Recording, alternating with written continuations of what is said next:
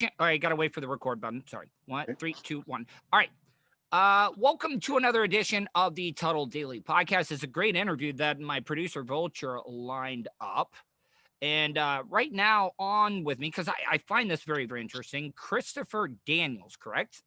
Yes, yes. Hey, how are you today, man? We're I'm sorry, I'm good. my buddies are in the background. I think somebody just got thrown in a trash can or something. But Okay. man, so where are you calling at, man? Where are you calling from? I'm calling from Los Angeles. I live in Koreatown, look in Los Oh, Angeles. now are you? How is it over there? Because I've heard that it is a little crazy. I hear a lot of people are dying right now because of COVID, and you guys are in a pretty big lockdown right now.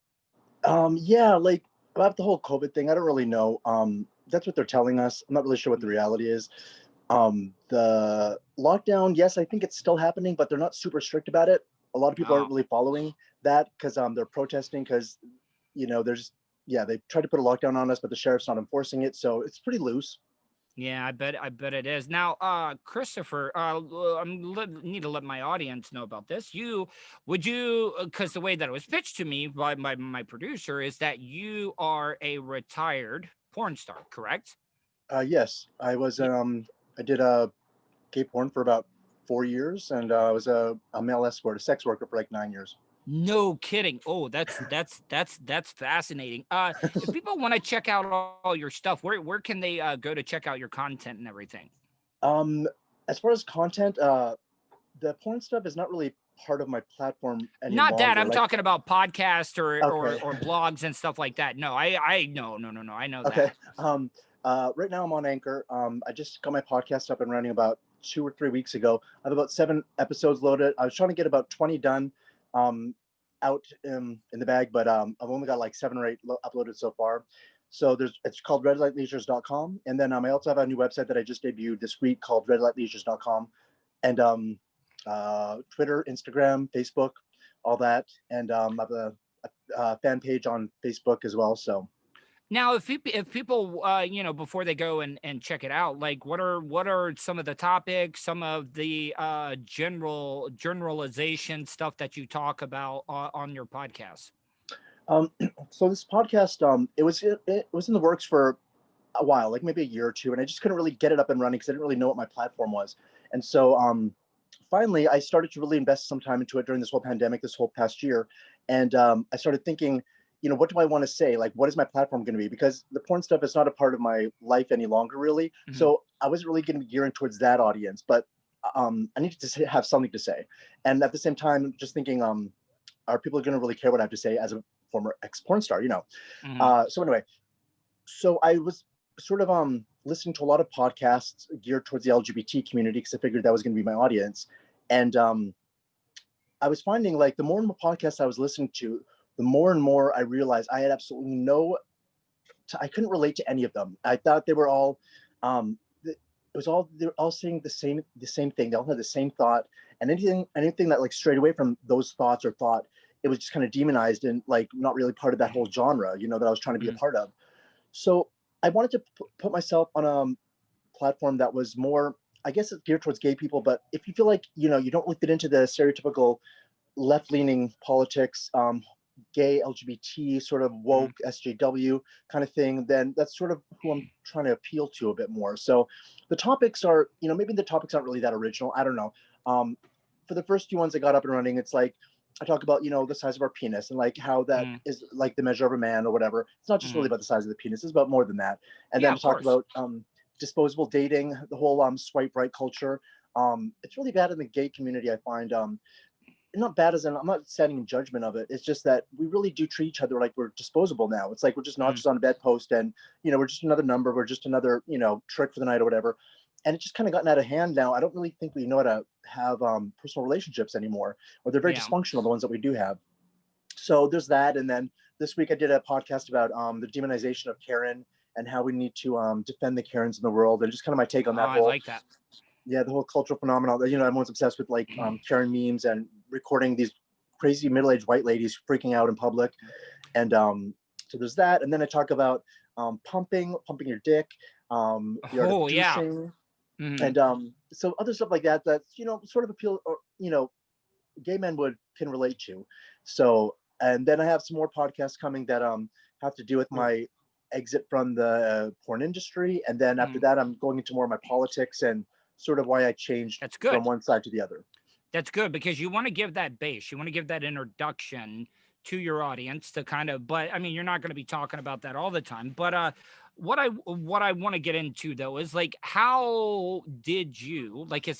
Did you get into the industry at the beginning? Like, how do you even go about that? Is that something you wanted to do? Did somebody like bring it up to you? Like, how do you even get yourself in that industry?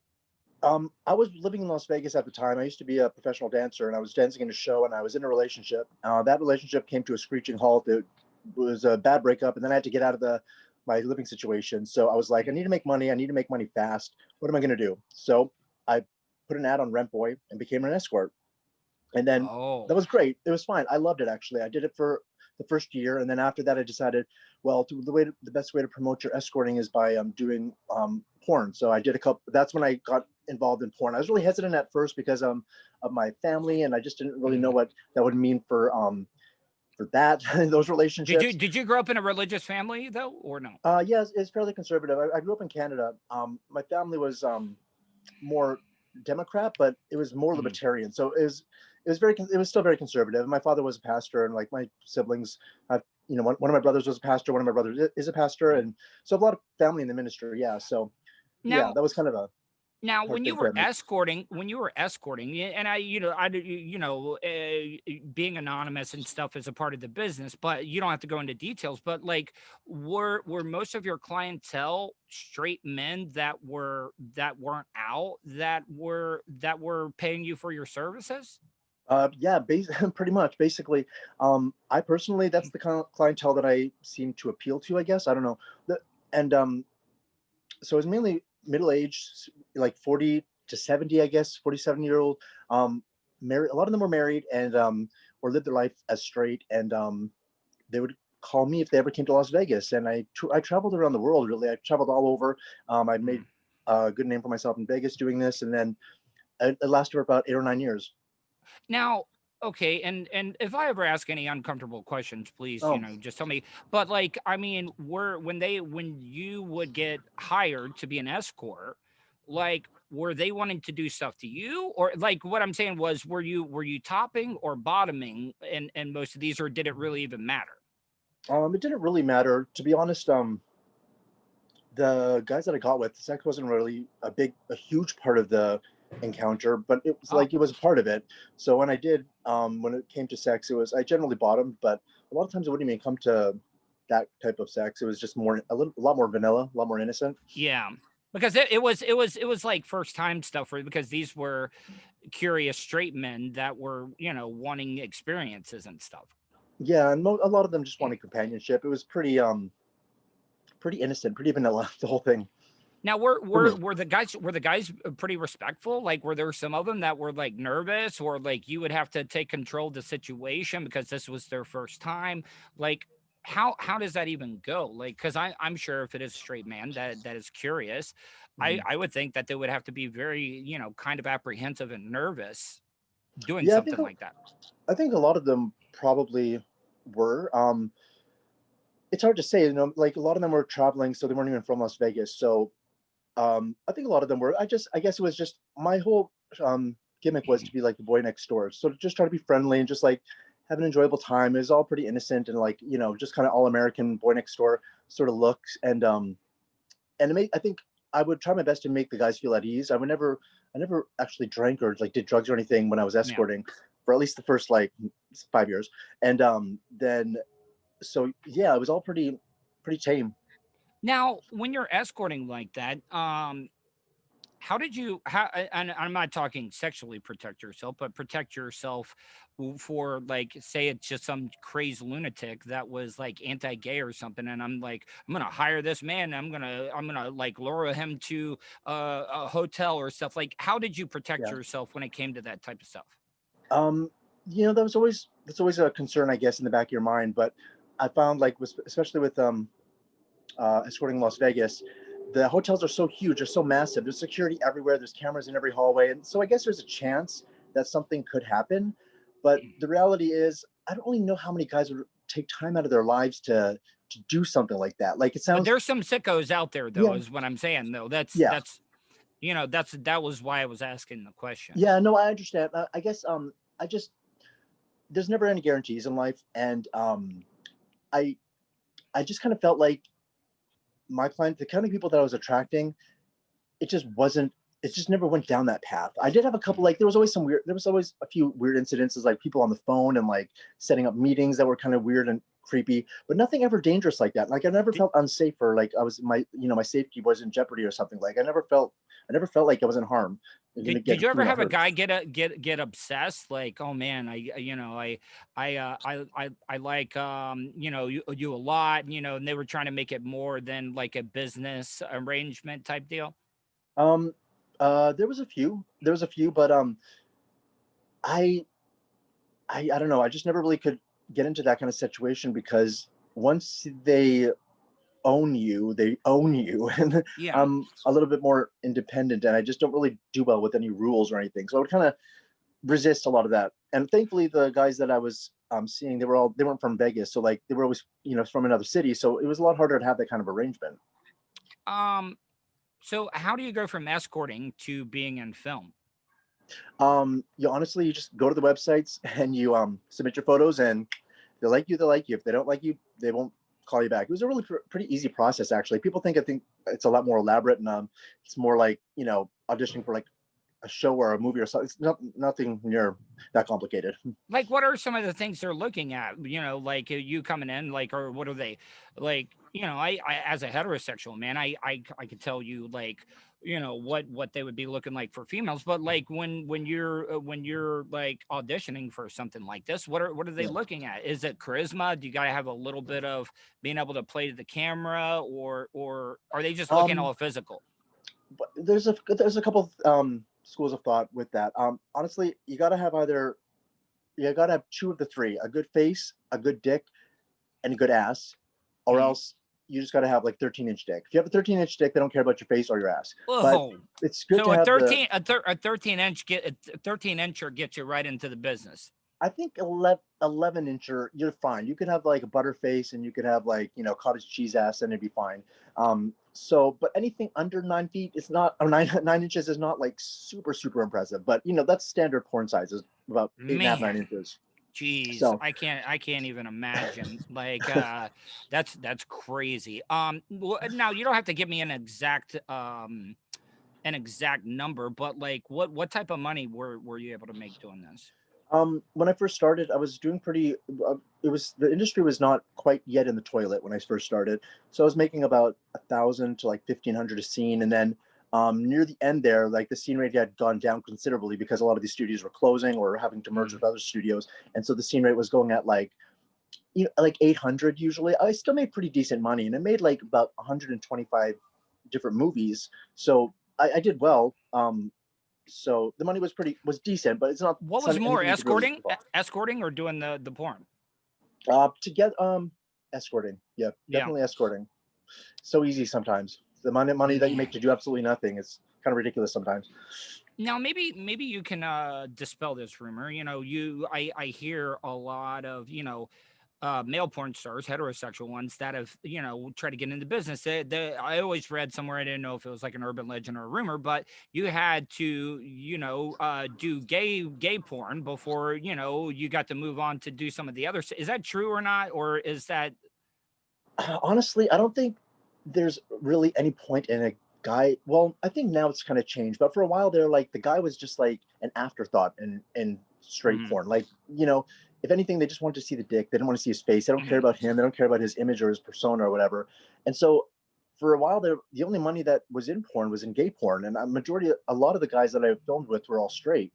Mhm. And so but it's changing now. I feel like there's like some straight male porn stars that are like not, and they're not like Ron Jeremy. There's other ones that are like bigger names, and like they have a fan base, and people are actually watching the porns to see them. So Mhm. I don't know if the money's changed. I think it's better now for men in straight porn, but it's never really been very good for them from what I know, and from what I've heard. Like a lot of times they just get the guys to do it for free, even, like, which is, yeah, ridiculous. I can't imagine doing that.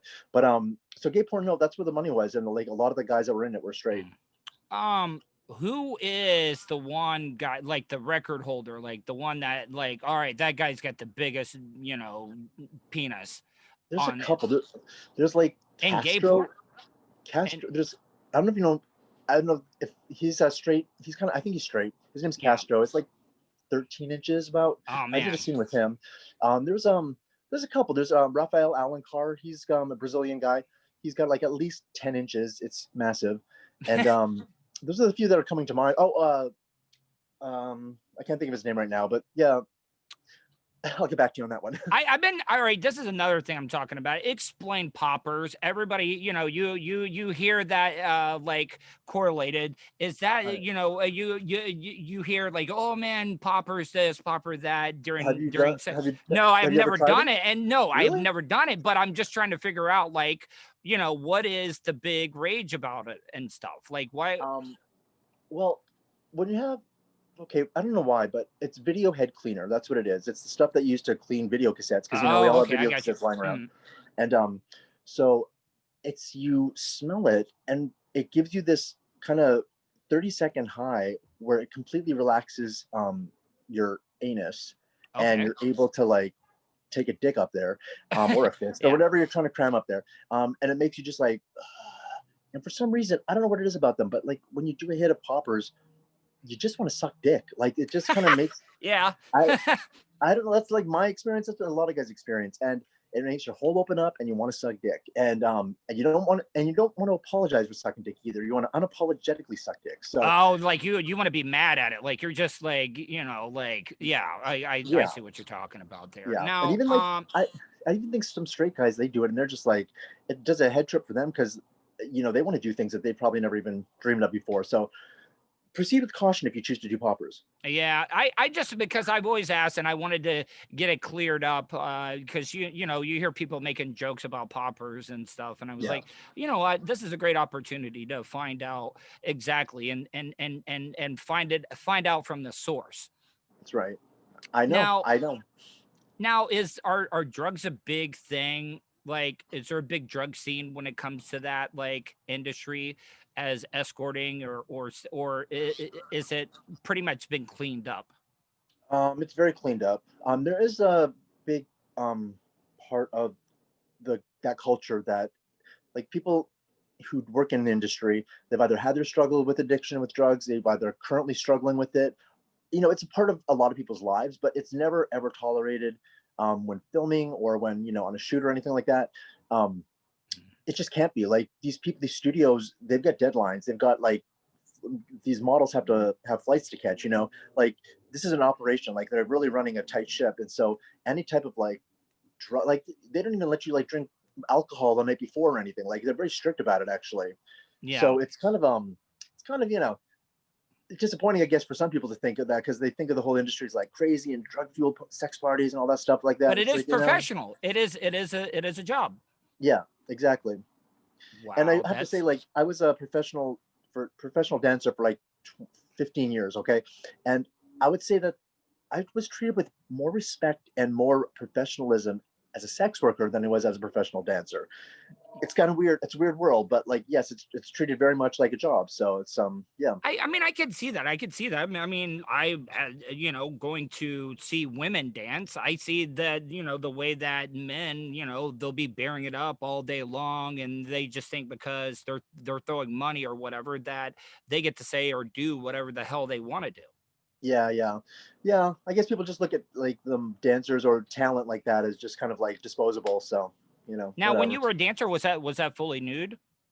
No, actually, I was a professional dancer. I was Oh, okay. classically I trained. Yeah. wasn't for sure. So you were like on one of the stage shows or Yeah, something. yeah. I did. I trained in Canada as a ballet, modern contemporary dancer, and then No I did end kidding. up stripping in the end, but that was like towards when I started doing porn. So I did a bit of everything. But yeah, like you get treated like shit when you're working as a starving artist. It's like it's not an easy life. It's rough. So Well, you'll put up with a lot because you're wanting to make it in the business because you're afraid if I speak up and speak my mind or whatever, they're gonna be like, yeah, oh, why do we have him around? He's nothing but a problem.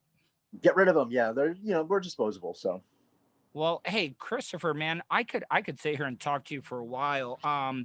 But Yeah, because I want to have you back on again because I just don't want it to all be about what you've done in the past because I would like to hear some of your opinions on things that are going around because I think you would be humongous with your podcast. Especially, have you ever been to Orlando before? I've been to Orlando before. Yeah. There, not a lot of people realize it has a very big gay community Oh in yeah. Orlando, and to see how the community came together after the Pulse nightclub shooting. Yeah. It was such a tragedy. But the I thought it. I mean, it was horrible. We lost those people and stuff. But I also think that it brought the communities together. The hetero. It just we didn't look at, oh, that's a gay man or that's a straight man. It was just like, hey, we're sorry this happened to our community. Yeah. Definitely. That's great.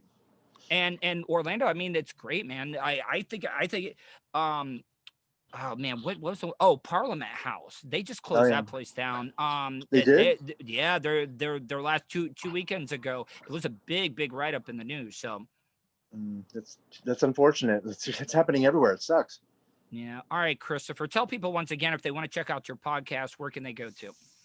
You can go to Anchor and or Spotify, Google Podcasts. The name of the podcast is Red Light Leisures, and my website is redlightleisures.com, and on Instagram, Twitter at C Topher Daniels at Red Light, and yeah, so you'll find it there. Go to the website. There's links to my social media.